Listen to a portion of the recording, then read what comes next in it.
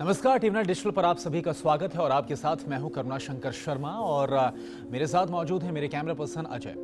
देखिए, आज हम बात करने वाले कोविशील्ड की। जैसा कि आप जानते हैं कि इस वक्त जो वैक्सीनेशन का प्रोग्राम भारत में चल रहा है, इसमें मुख्य तौर पर 3 ऐसी वैक्सीन है जिसका इस्तेमाल हो रहा है। कोविशील्ड है, कोवैक्सीन है और स्पुतनिक वी की जो वैक्सीन है उसका इस्तेमाल किया जा रहा है वैक्सीनेशन के प्रोग्राम में। लेकिन आज हम चर्चा करने वाले हैं कोविशील्ड वैक्सीन की।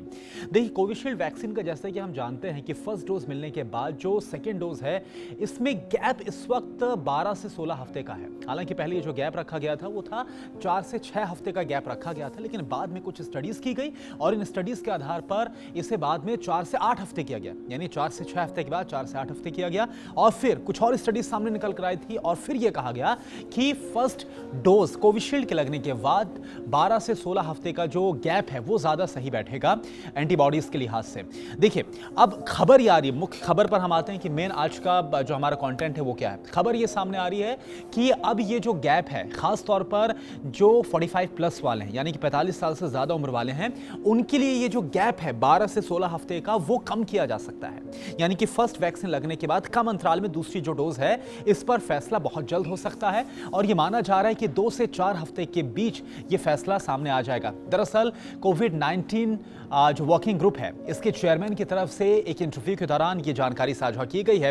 हालांकि आपको ये भी बताना बहुत जरूरी होगा कि पहले जो फैसला लिया गया था इस गैप को बढ़ाने का, वो किस आधार पर था। जो साइंटिफिक स्टडीज सामने आई थी उसके आधार पर यह कहा गया था कि फर्स्ट डोज लगने के बाद, कोविशील्ड की जब फर्स्ट डोज लगती है, इसके बाद एंटीबॉडीज काफी ज्यादा बढ़ जाती हैं। यही वजह है कि इसके लिए जो सेकेंड डोज लगेगी उसमें गैप होना बहुत जरूरी है। एंटीबॉडीज क्योंकि फर्स्ट में बहुत ज्यादा शूट अप हो जाती है, इसलिए सेकंड जो डोज लगेगी कोविशील्ड की, इसमें गैप होना बहुत जरूरी है।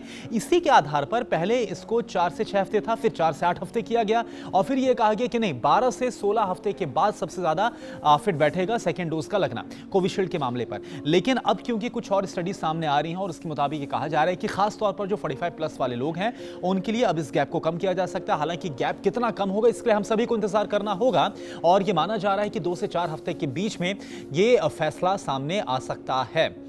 हालांकि जब गैप बढ़ाया गया था, यह जरूर कहा गया था कि देश में वैक्सीन की शॉर्टेज है और ऐसे सवाल उठाए गए थे, लेकिन दूसरी तरफ वैज्ञानिक तर्क भी था। लेकिन अब यह कहा जा रहा है गैप कम होगा। हालांकि 45 प्लस के लिए फैसला होगा, अब 18 प्लस के लिए क्या सेम फैसला हो सकता है, इसका हमें इंतजार करना होगा। लेकिन आज के लिए इस वीडियो में इतना ही। नमस्कार।